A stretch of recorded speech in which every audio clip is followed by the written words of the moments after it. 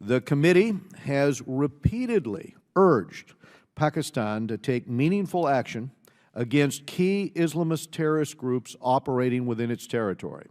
Unfortunately, Pakistan, which is now home to the world's fastest growing nuclear weapons program, has remained a fount of radical Islamist thought. It was no surprise that one of the San Bernardino attackers, Tashfeen Malik, studied at a Pakistani school spreading a particularly fundamentalist message.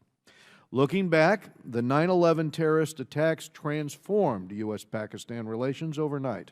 After more than a decade under sanctions for its nuclear proliferation, Pakistan was to be a key ally in combating Islamist militancy, becoming a leading recipient of U.S. aid in the nearly 15 years since. But while the U.S. was quick to embrace Pakistan, Pakistan has hardly reciprocated.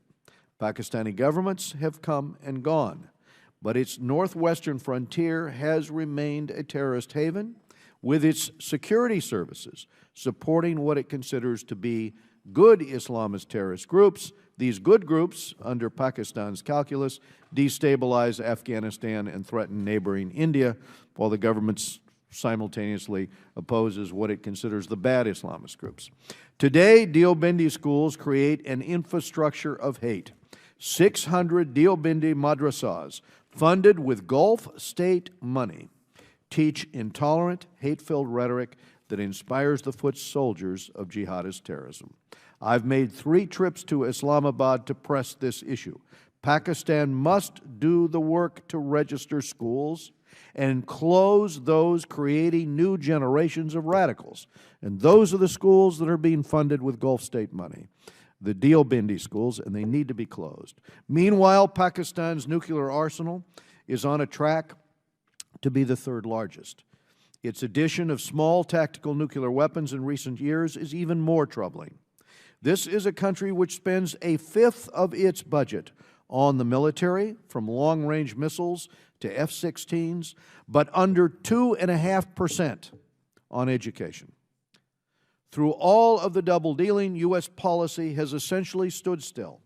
Security assistance, cash and arms, has continued to flow under the occasional temporary delays. Indeed, despite some Department of Defense assistance for Pakistan being held because of inadequate efforts against the Haqqani network, the State Department is currently seeking more arms for Islamabad.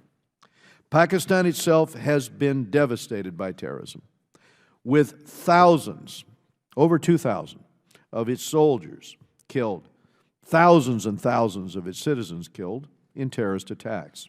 Today, we recognize the year anniversary of a horrific attack on a school in Peshawar that killed over 100 children. We want a strong partnership with the country, but a new policy is long overdue. One option, as Ranking Member Engel and I proposed earlier this year, would be to target those officials who maintain relationships with designated terrorist groups with travel and financial sanctions. This would make it clear the U.S. and Pakistan cannot have a true strategic partnership until Pakistan's security services cuts ties with terrorist organizations. Recently, senior U.S. officials, including National Security Advisor Susan Rice and Deputy Secretary of State Tony Blinken, have traveled to Islamabad, reportedly to press on the Pakistani government. We look forward to hearing from our witnesses today whether there is reason for hope or if our policy is stuck in the same rut.